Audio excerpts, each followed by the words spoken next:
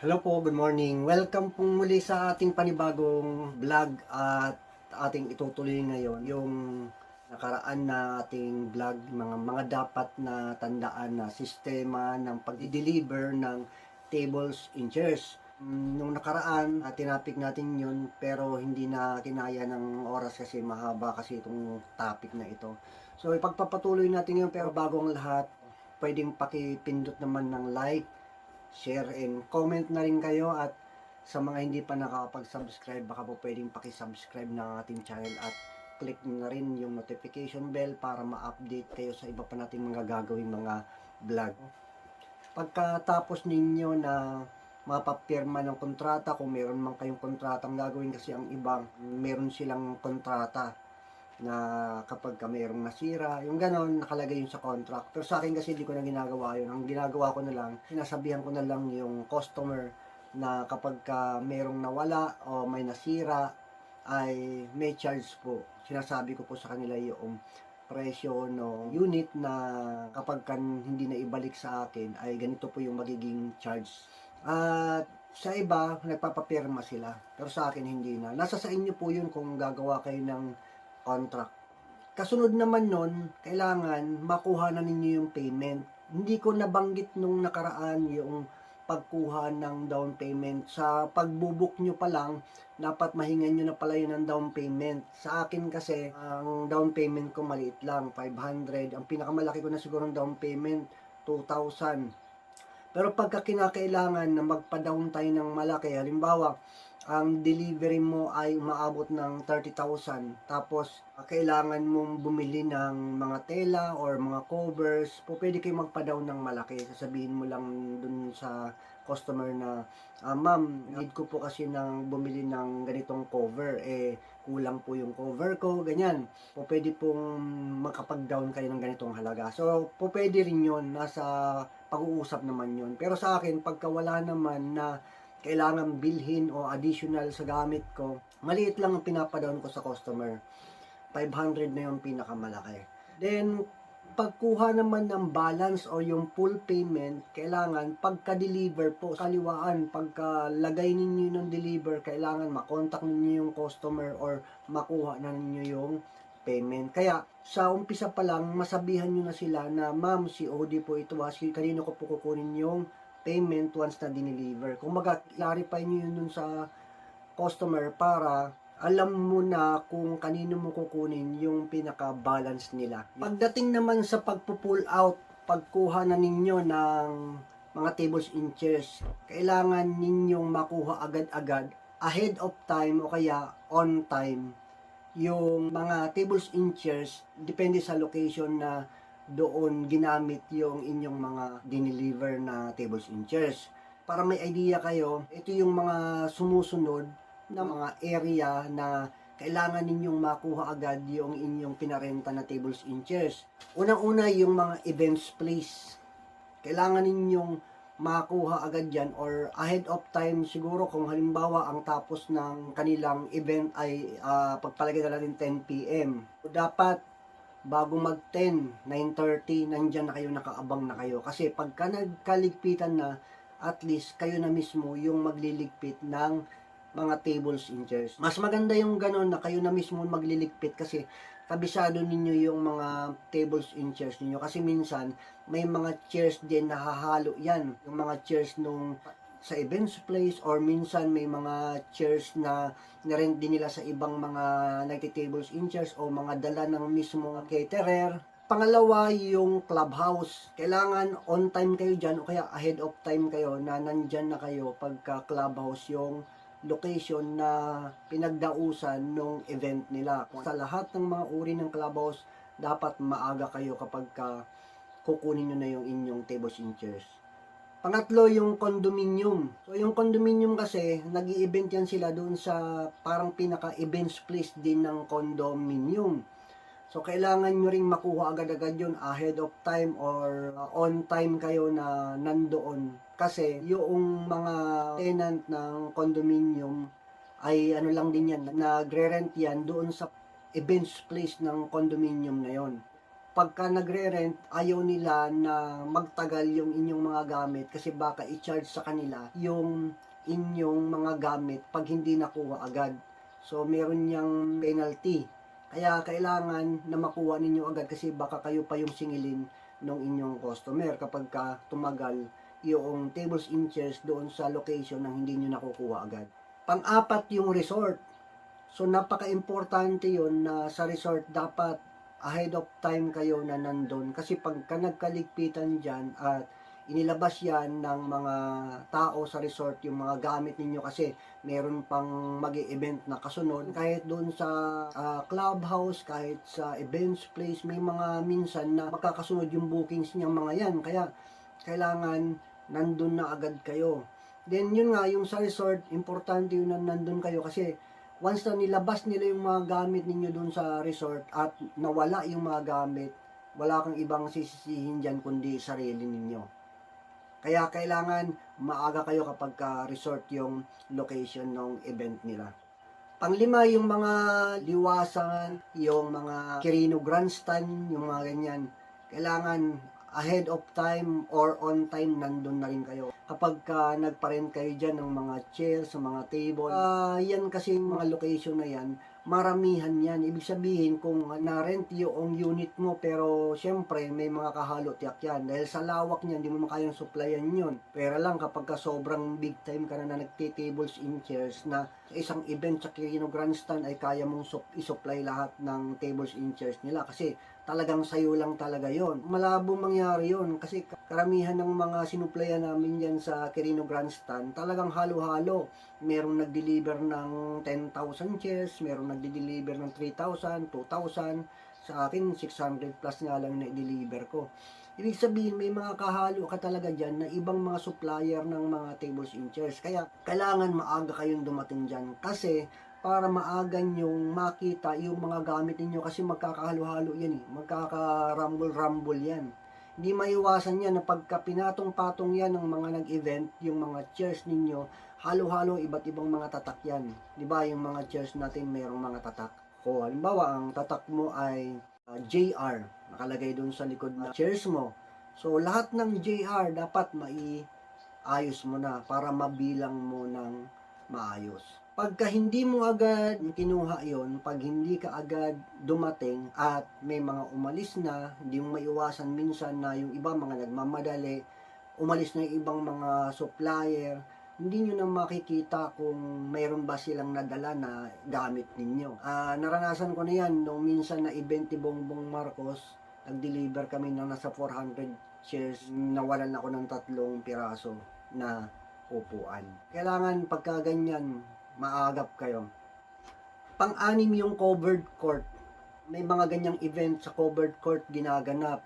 Kaya, kailangan maaga din kayo pagka ganun kasi nagsasara yan, nilalakyan ng mga caretaker. Kapag nilakyan, baka nabukasan pa makukuha yan. O kaya, minsan may mga kasunod din yan na mga nag-i-event or naglalaro ng basketball.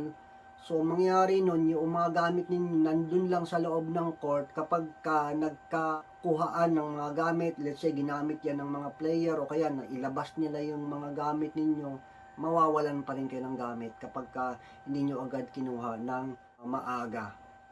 Yung hindi naman masyadong kailangan maagang kunin, hindi naman masyadong mahigpit pagdating sa pagkuha ng mga tables and chairs kasi minsan talaga hindi natin naiiwasan na meron tayong mga ibang mga ginagawa. Let's say, nagpipick up pa tayo sa ibang lugar, nagkakadikit yung oras, halos pagkasabay lang din ng tapos yung mga event nila. Meron kayong pagpalagay natin na kasabayan na nag-rent sa inyo sa resort, tapos kasabayan din niya yung sa may bahay lang. Di ba merong mga event na nasa bahay lang ginaganap? Pagka ganon, lagi nyo ipaprioritize yung mga binanggit ko kanina. Kapag sa bahay lang, okay lang yon na medyo madelay kayo. Kahit sabihin natin kinabukasan nyo pa makuha yon, okay lang yung kapag bahay lang. Halimbawa, birthday party ginanap nung customer ninyo doon sa bahay lang nila, okay lang yung kahit kinabukasan yung makuha kasi sa bahay lang nila mismo yun. Wala kayong iniintinding oras, wala kayong iniintinding rules o policy ng isang establishment, di ba? Nakagaya ng mga clubhouse, resort, condominium, wala kayong iniintindi. Kaya okay lang yun kahit na kinabukasan nyo pa makuha. Isa pa palang kailangan on time din kayo na dapat makuha ninyo yung mga event na ginaganap sa mall. Nung minsan, nag-deliver kami sa Ayala Mall. Kaya pagka sinabi nila na ganitong oras kailangan kunin na, pinuntahan agad namin kasi baka i-charge din tayo ng mall. Kasi syempre, nagre-rent lang din yan sa mall yung mga nag-e-event dyan. Kaya kailangan ninyong makuha din yun. Isa pang dapat ninyong tandaan sa pagdi-deliver, may mga rules yung iba't ibang mga establishment, iba't ibang mga events place or mga location na pinagdarausan ng mga event. May mga kanya-kanya yung mga rules. Halimbawa, bigyan ko kayo ng idea. Sa mga village, may mga village na pagka nag-deliver kayo sa kanilang lugar o clubhouse man yan o bahay man yan, basta pumasok kayo sa loob ng village na yon, meron silang hinihinging bayad sa deliver. May mga ganun, pero meron ding hindi, pero bibihira lang yung hindi. Karamihan talaga naniningil. Minsan merong naniningil ng 50 pesos deliver, minsan may naniningil ng 100 pesos. Pagka ganun, matiyak ninyo, matanong sa guard na nagsasabi, kasi mga guard ang magsasabi sa inyo niyan na, oh, mayroon yung bayad. So pagka ganun, matanong ninyo sa guard na ang bayad ba nito ay deliver lang, pagka pull out wala na. I-clear niyo yun, laruhin niyo yun sa gwardiya na kausap ninyo, kasi pagka hindi niyo kinlaro, tapos biglang pag pull out ninyo ng gamit, nag-deliver kayo, siningil kayo, nagbayad kayo, tapos pag pull out ninyo, sisingilin din kayo ulit. Kailangan klaruhin ninyo, ito ba, pag deliver ba may bayad at pag pull out may bayad din ba, o pag pull out wala nang bayad. Kasi nangyari sa amin yan, tinanong ko muna talaga kung pati ba pag pull out ay may bayad. Ang sabi, wala naman daw. Ano lang, ngayon lang daw pag deliver. Pero nung pag pull out ko na, sinisingil na ako ng gwardiya. Pinaglaban ko siya kasi nagtanong kasi ako sa kanya noong pagka-deliver na kung wala na bang bayad ang pull out. Sabi naman niya wala na bang bayad ang pull out. Noong pag pull out ko, sinisingil ulit ako. Kaya sabi ko, di ba ikaw rin mismo nagsabi na wala nang bayad ang pull out. Kaya hindi nila ako napilit na magbayad sa pull out. Importante na sa pag-deliver nyo pa lang, matanong nyo na agad kung ang deliver at pull out ba, parehas bang babayaran. Meron din kaming na-deliveran na isang parang compound, puro mga building. Parang Makati style, parang Ortigas style. Ang pangalan niyan ay Eastwood dito sa may Libis, Pasig. Yung lugar kasi na yun ng Eastwood, parang isa siyang compound, puro mga building, mga establishment, iba't ibang mga negosyo ang nandoon. Pag pumasok ka doon sa loob ng Eastwood, pag delivery ka, may bukod kang daanan. Pagka pumasok ka doon, may bayad yun. Pagpasok mo, bayad 100 pesos. Sa loob ng isang oras, 100 pesos na yon. Meaning, kapag tumagal ka, mag-extend yun, dodoble ang bayad mo doon. Then, bukod pa yung pull out ang bayad. Doon ulit ang pasok. Kaya dapat, once nag-deliver ka doon, saktuhan, hindi ka pa pwedeng pumasok doon ng maaga. Hindi kagaya ng ibang mga lugar na kahit maaga kang mag-deliver, pwede. Syempre, yung pagdideliveran doon ay events place. Hindi rin pwedeng sobrang agang maglagay ng mga gamit doon. Kailangan, tansyado nyo yun. Halimbawa, magsiset up ng 5 o'clock. Dapat, 4:45, saka kayo pumasok. Para mabilis din kayong makalabas. Pagka na-deliver nyo na, nailagay nyo na ng maayos yung mga gamit, makalabas na kayo within 1 hour para hindi lumalaki yung bayad sa pinaka-toll gate nila. Meron din kaming na-deliveran na resort na ang policy nila, ang rules nila, hindi ka po pwede rin na maagang mag-deliver doon. Mahigpit. Then, kapag hindi mo nakuha agad yung gamit, yung tables and chairs mo, magbabayad ka ng penalty 500 pesos kada isang oras. So, may iba't iba ang mga policy ng mga resort or ng mga clubhouse. Diba? Iba't iba policy niyan. Pero, meron kaming na-encounter na merong penalty 500 pesos.